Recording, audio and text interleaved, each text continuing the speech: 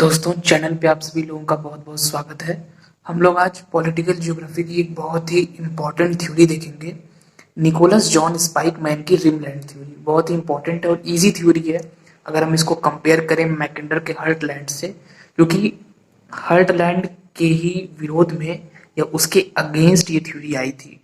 तो उसकी अपेक्षा ये इजी है क्योंकि मैकेंडर में क्या था, बहुत सारे टर्म्स थे, तो वो थ्योरी थोड़ी सी कठिन हो जाती है। उस वजह से उन्होंने काफी लंबे समय तक 1904 से लेकर 1943 तक उन्होंने उस पर काम किया था और समय समय पे चेंजेस किए थे। इस वजह से वो थ्योरी बड़ी थी, लेकिन इसमें ऐसा नहीं है। ये सिंपल सी इजी थ्योरी है, तो हम लोग इसको समझेंगे अच्छे से। इससे रिलेटेड क्वेश्चंस काफी आते हैं पॉलिटिकल ज्योग्राफी में। अगर हम देखें तो तीन टॉपिक आपके सबसे इंपॉर्टेंट है अगर हम मॉडल्स की बात करें। एक तो मैकेंडर की थ्योरी, दूसरी ये थ्योरी रिमलैंड की, और एक टॉपिक और है जो हम लोग आगे देखेंगे नेक्स्ट लेक्चर में, वो है ऑर्गेनिक स्टेट थ्योरी या लिविंग स्पेस या लेबेंजरम का जो कॉन्सेप्ट है फ्रेडरिक रैटजल का, वो काफी इंपॉर्टेंट है। इन तीन थ्योरी से, हालांकि और भी थ्योरीज हैं, एटी महान का सिद्धांत है, सेवरेस्की का सिद्धांत है, लेकिन वहां से ज्यादा डीप क्वेश्चंस नहीं आते। बट इन जो तीन जिनका मैंने नाम लिया, ऑर्गेनिक स्टेट, स्पाइकमैन का रिमलैंड थ्योरी और हर्टलैंड थ्योरी मैकेंडर का, इन तीनों से काफी ज्यादा क्वेश्चंस आते हैं, तो इन तीनों को समझना जरूरी है। हम लोग ऑलरेडी मैकेंडर को कर चुके हैं, एटी मान को, सेवरेस्की को। इन तीन इंपॉर्टेंट थ्योरीज को ऑलरेडी हम लोग कंप्लीट कर चुके हैं डीपली। आज हम लोग स्पाइकमैन को देखने वाले हैं, तो चलिए हम लोग शुरू करते हैं। सबसे पहले आप लोग इसका स्क्रीनशॉट ले लीजिए, क्योंकि इसी पूरे पेज को हम लोग आज समझेंगे। मैंने सभी जो मेन मेन पॉइंट्स हैं उनको मैंने लिख दिया है, जिससे इजीली आप लोग इसका नोट्स बना सके।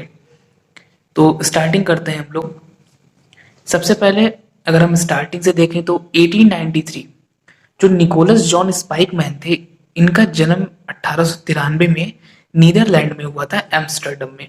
एक क्वेश्चन कई बार आता है और इसलिए इनके जन्म स्थान को समझना जरूरी है। इनका जन्म यूएसए में नहीं हुआ था, हालांकि 1920 में ये यूएसए चले आए और उसके बाद, मतलब अगर 1893 में जन्म हुआ तो आप समझ सकते हैं कि लगभग 27 साल की उम्र में ये यूएसए आ गए थे और अपनी पूरी जो स्टडी है ये इन्होंने यूएसए में ही पूरी की, कंप्लीट की।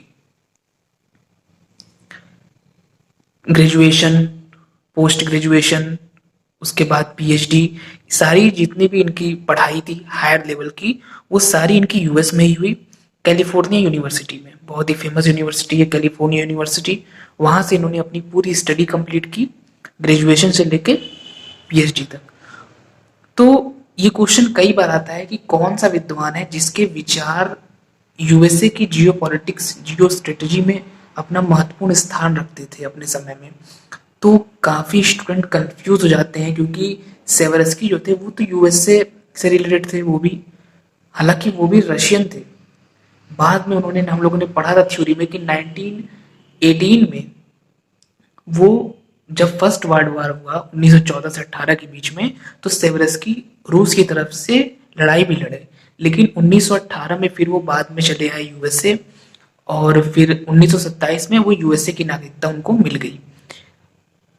तो वो भी प्रॉपर यूएसए से नहीं थे, उसी तरीके से ये भी प्रॉपर यूएसए से नहीं थे, लेकिन इनकी एक तरीके से कह सकते हैं कर्म भूमि और इनका अध्ययन जो क्षेत्र था वो यूएसए ही रहा। और इनका जो इम्पोर्टेंस है वो इतना ज्यादा है यूएसए में कि अभी हम लोग आगे पढ़ेंगे भी इस चीज को, कि यूएसए की क्या जियो स्ट्रेटेजी होगी, क्या जियो पॉलिटिक्स होगी, क्या प्लान्स बनाएंगे वहां के राष्ट्रपति, वहां की पूरी सरकार, गवर्नमेंट वहां की यूएसए की, उस पे स्पाइकमैन का एक बहुत बड़ा प्रभाव था अपने समय में। तो ये क्वेश्चन भी काफी बार आ चुका है, तो इसलिए इन चीजों को भी समझना जरूरी है कि ये ना कोई समझ ले कि ये तो नीदरलैंड के थे। नीदरलैंड में एम्स्टर्डम बहुत ही फेमस है, कैपिटल है वहां की, वहां पे इनका जन्म हुआ था। तो ये यूएसए से रिलेटेड नहीं है, ऐसा नहीं है। ये पूरा इनका जो काम था, ये जियोपॉलिटिक्स के स्पेशल विद्वान थे, मतलब इनका स्पेशलाइजेशन जो था वो जियोपॉलिटिक्स में था। तो यूएसए को लेकर ही इन्होंने, यूएसए को केंद्र में रख के इन्होंने अपना सारा काम किया।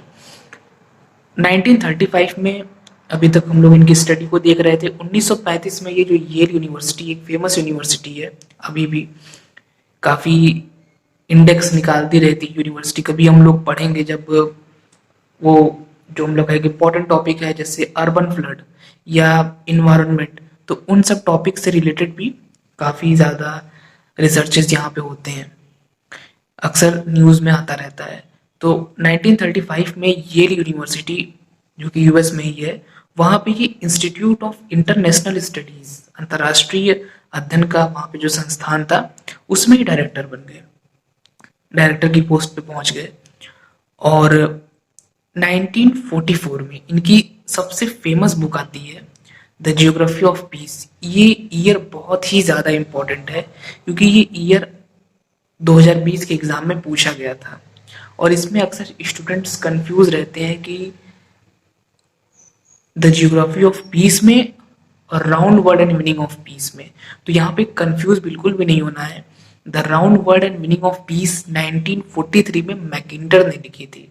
वो मैकिंडर की रचना, उनका एक लेख है, बुक नहीं है वो एक हम लोगों ने पढ़ा था पिछले वाले अध्याय में। एक बहुत ही फेमस मैगजीन हुआ करती थी फॉरेन अफेयर्स, उस मैगजीन में वो लेख प्रकाशित हुआ था। और उसके पहले वाला लेख था स्टार्टिंग में पाइवट हिस्ट्री वाला, वो प्रकाशित हुआ था जियोग्राफिकल जर्नल में। ये किताब थी 1944 में, इसका नाम द जियोग्राफी ऑफ पीस है। दोनों में पीस वर्ड है तो यहाँ पे थोड़ा सा ध्यान रखना है कि the round word and meaning of peace Mackinder की है और the geography of peace Spykman की है। 1944 में ये किताब आती है, लेकिन 1943 में ही स्पाइकमैन की डेथ हो जाती है। तो जब इनकी बुक आई तो उस समय ये जीवित नहीं थे। ऐसा बहुत सारे विद्वानों के साथ हुआ है कि जब उनका सबसे बड़ा काम शांति का भूगोल या the geography of peace Spykman का सबसे प्रमुख काम माना जाता है, सबसे प्रमुख वर्क इनका माना जाता है।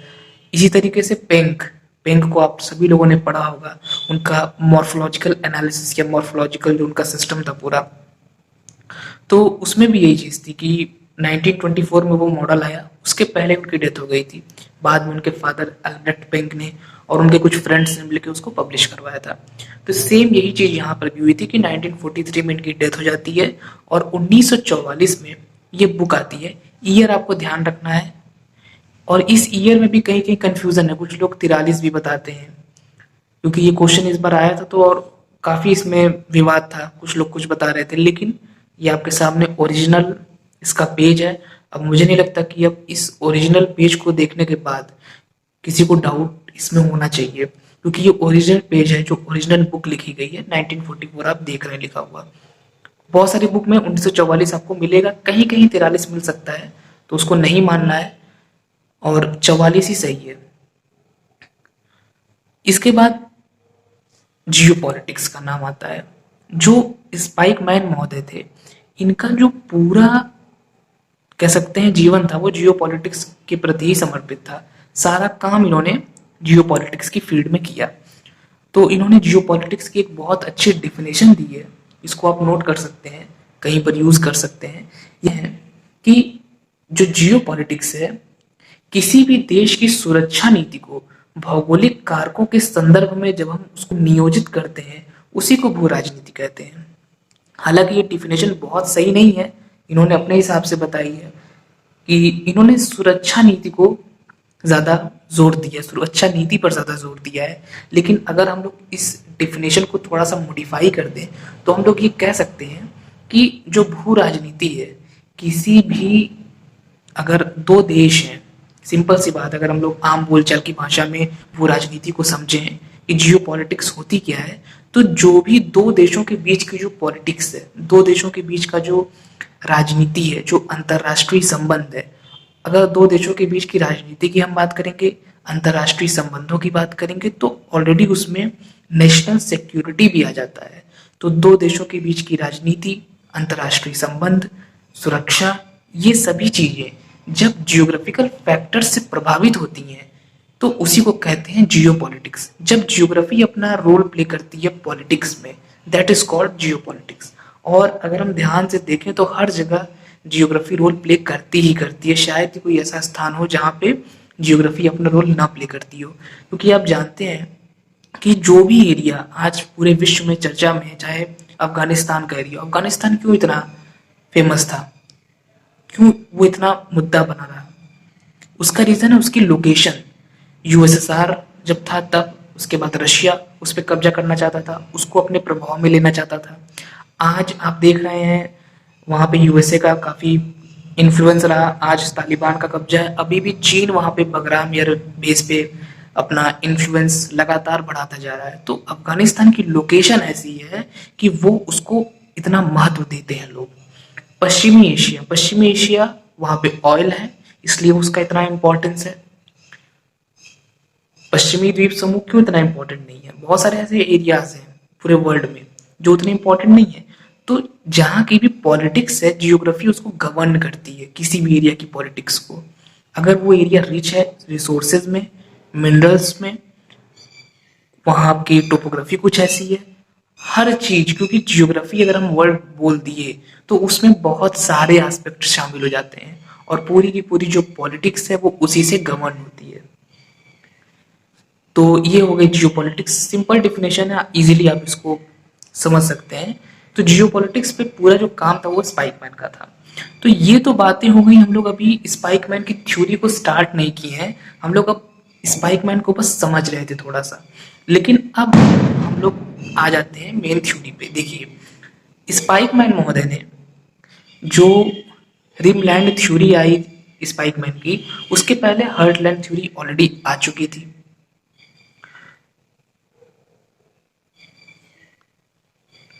मैकिंडर महोदय की, तो उसके अगेंस्ट, क्योंकि 1943 में उनका लास्ट वर्क आया round word and meaning of peace वाला, उसके अगेंस्ट जो है इन्होंने अपना ये सिद्धांत प्रस्तुत किया।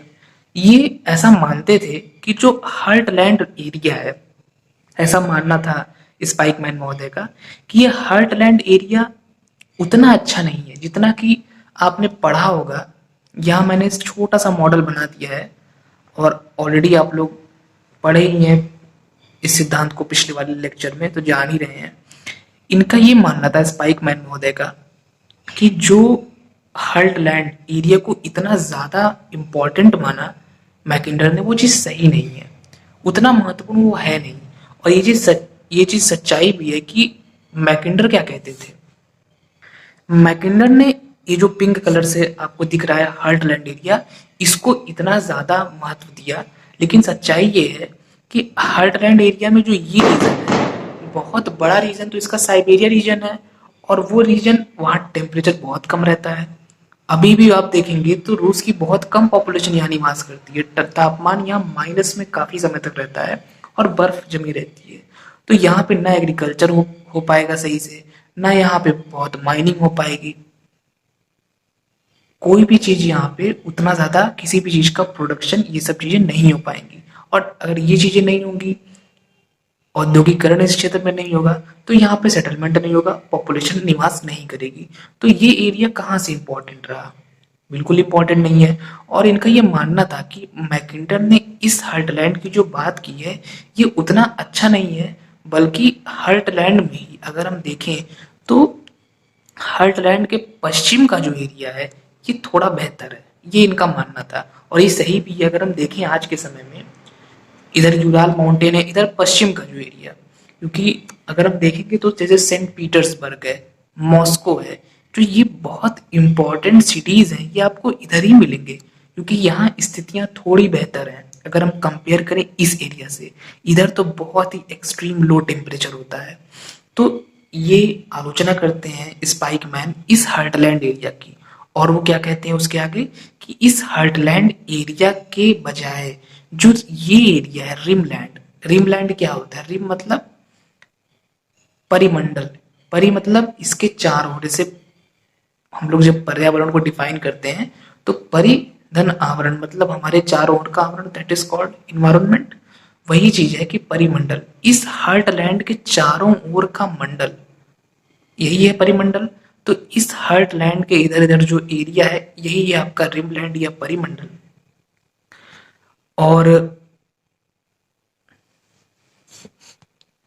इसमें आप देख रहे हैं कि ये पूरा जो तटीय क्षेत्र है ये पूरा इसमें शामिल है। इधर थोड़ा सा रूस का पार्ट है, कोरिया के पार्ट्स हैं, चाइना का बड़ा हिस्सा है, इंडिया है, इधर पश्चिमी एशिया है, ये पूरा यूरोप है, पश्चिमी यूरोप के देश हैं, इधर नॉर्वे स्वीडन वाला एरिया है। और आपको मैंने पहले वाले अध्याय में ही बता दिया था कि इसी को, जो येलो कलर से आप देख रहे हैं, इसी को मैकिंडर ने क्या कहा है, इसी को मैकिंडर ने यूज किया है इसके लिए, इनर क्रेसेंट, और इसी को स्पाइकमैन ने कहा है रिमलैंड। लगभग वही चीज है, तो यहाँ पे कंफ्यूज नहीं होना है कि अलग अलग चीजें नहीं है, दोनों ऑलमोस्ट एक ही चीजें हैं, या इनर क्रेसेंट। तो मेरे हिसाब से इस फिगर से आपका कॉन्सेप्ट एकदम क्लियर रहेगा कि हर्टलैंड क्या है और रिमलैंड क्या है। और इन्होंने ये कहा कि इसकी, तो इन्होंने कह सकते हैं आलोचना की इस एरिया की, इसकी उन्होंने तारीफ की कि जो ये एरिया है भविष्य में ये एरिया ज़्यादा डेवलप होगा, और ये एरिया जो है येलो कलर वाला जो एरिया है, इसमें वो पूरी की पूरी क्षमता है डेवलप होने की, ऐसा मानना था स्पाइकमैन का। और इस एरिया में भी ये चीज बहुत इम्पोर्टेंट है कि इस एरिया में भी सबसे ज़्यादा जो इनका जोर था वो था इंडिया पे और चाइना पे। स्पेशली इन्होंने चाइना और इंडिया को मेंशन किया अपने सिद्धांत में कि चाइना में और इंडिया में वो क्षमता है। हालांकि उस समय उतना डेवलप था नहीं, आप ध्यान से अगर समझेंगे उस समय चाइना में तो प्रॉब्लम्स ही थी। चाइना ताइवान वाले लेक्चर में हम लोगों ने बहुत डिटेल में चाइना की क्रांति की बात की है। तो अगर हम ये समय देखें, इनका जो थ्योरी जब इनकी बुक में आती है 1944 में, तो 1944 का जो टाइम था वो चाइना में काफी ज्यादा एक उथल पुथल का समय था। अभी चाइना फाइनली बना नहीं था, लेकिन फिर भी इनका ये मानना था, इनकी दूरदर्शिता हम कह सकते हैं। उसी तरीके से इंडिया जो है, इंडिया भी उपनिवेशी था, इंडिया आजाद तो हुआ नहीं था, लेकिन ये एरियाज तो अच्छे थे ही। एग्रीकल्चर फील्ड यहाँ था, यहाँ पे नदियां थी, यहाँ पे मिनरल्स थे, रिसोर्सेस थे, सारी चीजें थी, क्लाइमेट ठीक ठाक था। तो इनका ये मानना था कि वैसे तो ये पूरा रिमलैंड ही अच्छा है, लेकिन इस रिमलैंड में भी अगर हमको बेस्ट चुनना हो तो जो चाइना का एरिया है एंड जो इंडिया का एरिया है, ये सबसे बेस्ट एरिया है, और ये आगे चल के बहुत डेवलप करेंगे। और अगर हम ध्यान से समझें तो आज के समय में रियलिटी भी यही है कि ये रिमलैंड एरिया वास्तव में काफी ज्यादा आगे जा चुका है। अगर हम इस हर्टलैंड से कंपेयर करें तो हर्टलैंड का बहुत बड़ा हिस्सा साइबेरिया का हिस्सा है, जो कि बिल्कुल भी पॉपुलेशन वहाँ उतनी ज्यादा निवास नहीं करती है। और चाइना एंड इंडिया जो इनकी दूरदर्शिता थी, अगर उसको हम देख रहे हैं तो ये बात सही है कि चीन और वर्तमान समय में विश्व की दो सुपर पावर्स हैं, military super powers, economic powers. Economy में भी टॉप 10 में दोनों ही कंट्रीज हैं, चाइना एंड इंडिया। मिलिट्री के बेस पे भी दोनों देश सुपर पावर है। तो ये चीज इनकी हम लोग को समझ में आती है कि ये चाइना एंड इंडिया दोनों को इन्होंने कितना ज्यादा इन दोनों पे जोर दिया। और ये अगर हम लोग जियोग्राफिकली देखें भी तो बिल्कुल इजीली हम लोग को समझ में आता है कि अगर हम कंपेयर करें तो यहाँ पे हमको लगता है कि वास्तव में स्पाइकमैन की बात ज्यादा सही है मैकिंडर से। अगर हम देख रहे हैं तो ये एरिया ज्यादा रिच है। यहाँ पे आप देख रहे हैं रिवर्स हैं, ये पूरा ऑयल का एरिया है, पश्चिमी एशिया का एरिया, इधर भी मिनरल्स हैं भरे पड़े हैं पश्चिमी यूरोप में। तो ये एरिया वास्तव में अगर हम कंपेयर करें तो हार्टलैंड से ज्यादा बेहतर है, बहुत ज्यादा बेहतर है, अगर एक तुलनात्मक हम अध्ययन करें दोनों एरियाज का। इसके बाद इनका फेमस कथन है जो कि अक्सर एग्जाम में पूछा जाता है, और वो हम सभी लोग जानते हैं कि जो भी रिमलैंड पे शासन करेगा, जिसका कि रिमलैंड पे अधिकार होगा, वो इस यूरेशिया, यहीं पे यूरेशिया वाला एरिया है, यूरोप प्लस एशिया, वो यूरेशिया पे अपना प्रभुत्व स्थापित करेगा, और जो यूरेशिया को नियंत्रित कर लेगा वो पूरे विश्व के भाग्य का नियंत्रण करेगा। मतलब कि अगर आपको पूरे विश्व को अपने नियंत्रण में लेना है तो सबसे पहले आपको यूरेशिया वाले रीजन को अपने प्रभाव में लेना होगा। और अगर आपको उसको भी करना है, मतलब यूरेशिया को भी अपने प्रभाव में लेना है, तो पहला काम आपको करना पड़ेगा कि इस एरिया को, इस रिमलैंड वाले एरिया को अपने प्रभाव में लेना होगा। ये इनकी प्रॉपर स्ट्रेटेजी थी, और यही ये यूएसए को एक तरीके से कह रहे हैं मार्गदर्शित कर रहे थे कि आप ऐसा करिए। Who controls the Rimland rules Eurasia, who rules Eurasia controls the destinies of the world. ये द ज्योग्राफी ऑफ पीस जो इनकी बुक है 1944 की, उसी में इन्होंने ये बातें बताई। आइए अब लास्ट में हम लोग कुछ पॉइंट्स में इनका क्रिटिसिज्म एंड इवेल्युएशन कर लेते हैं, आलोचना करेंगे, कुछ मूल्यांकन के भी पॉइंट्स देखेंगे। सबसे पहले अगर हम लोग देखें तो यहाँ पे मैंने बस मेन पॉइंट्स लिख दिए हैं, उसको हम लोग थोड़ा सा डिटेल कर लेंगे। नाटो, सीटो एंड सेंटो, ये क्या चीज है? देखिए, जो ये टाइम पीरियड चल रहा था 1940 का दशक, इस समय क्या चल रहा था 1940 का दशक, और उसके बाद फिर 1945 में जब द्वितीय विश्व युद्ध समाप्त हुआ तो आपको पता होगा शीत युद्ध की शुरुआत हुई, कोल्ड वार शुरू हुआ। और उस समय विश्व में मेनली दो पावर्स थी, एक तो USSR, union of Soviet socialist Republic, union of Soviet socialist Republic. आप सभी लोगों ने पढ़ा होगा, जोसेफ स्टॉलिन, व्लादिमीर लेनिन, और अभी व्लादिमीर पुतिन है वहाँ के प्रेसिडेंट, रशियन प्रेसिडेंट। हालांकि अब यूएसएसआर टूट चुका है, तो एक काफ़ी लेगेसी रही है यूएसएसआर की, और 1991 में डिसइंटीग्रेट हो गया। तो यूएसएसआर और यूएसए, इन दोनों में एक कंपटीशन बहुत था हर फील्ड में, कौन एस्ट्रोनॉमी के फील्ड में, कौन स्पेस में, साइंस एंड टेक्नोलॉजी में, मिलिट्री पावर में, हर चीज में एक कंपटीशन था दोनों में ही। तो नाटो, सीटो और CENTO, North Atlantic Treaty Organization, South East Asian Treaty Organization, Central Treaty Organization, ये सारे देशों के संगठन बनाए गए। एक मैंने यहाँ नहीं लिखा, मैं भी बता दे रहा हूँ, वार्सा पैक्ट, आपने जरूर पढ़ा होगा इसके बारे में। नाटो, सीटो, सेंटो, वार्सा पैक्ट, ये सब क्या थे? ये सब देशों के ग्रुप बने थे। जैसे नाटो में वो देश थे जो यूएस की तरफ थे। सीटो और सेंटो में क्या था? ये सीटो और सेंटो ये सब एक तरीके से आप कह सकते हैं कि यूएसए जो है, जैसे मैंने अभी आपको बताया स्टार्टिंग में ही, कि जो इन्होंने कहा स्पाइक मैन ने, ध्यान से समझने वाली चीज है कि जो देश रिम लैंड को अपने प्रभाव में लेगा वही आगे पूरे विश्व को प्रभाव में ले पाएगा। ये इनका स्टेटमेंट साफ था। तो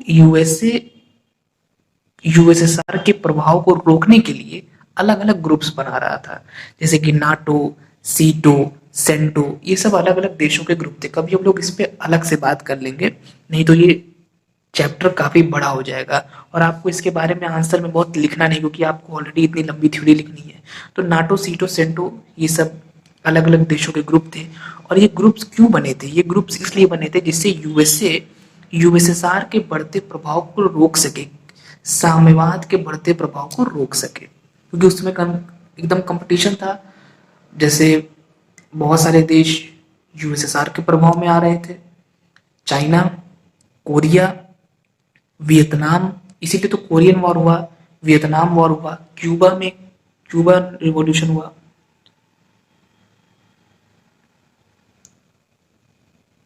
बहुत सारी चीजें हुई। इसके बाद policy of containment, policy of containment भी यही कहता है कि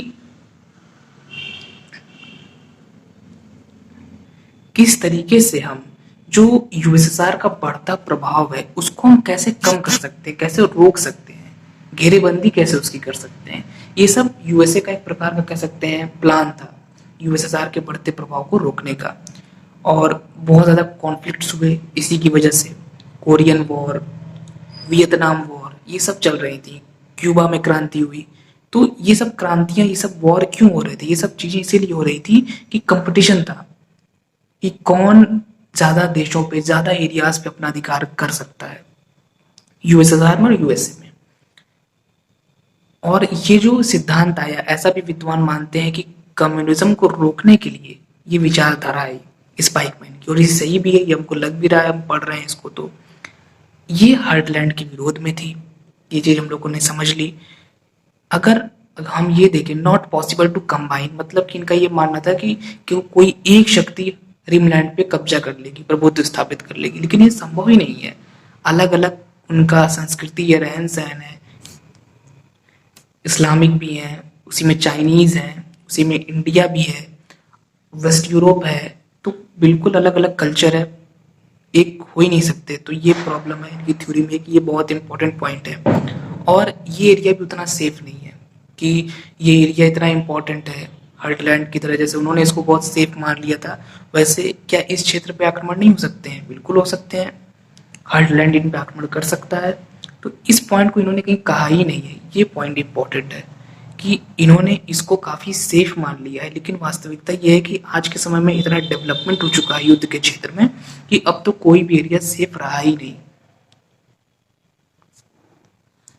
और वर्तमान समय में इंडिया, चीन और इसके अलावा अदर जो कंट्रीज है, ये सब अपना अलग अलग तरीके से सबका डेवलपमेंट हो रहा है और सभी अपने अपने स्थान पे विकास कर रहे हैं। कोई भी ऐसा नहीं है कि एक देश इस पूरे हिस्से पे अपना प्रभुत्व स्थापित कर पाएगा, ऐसा कभी भी नहीं हो पाएगा।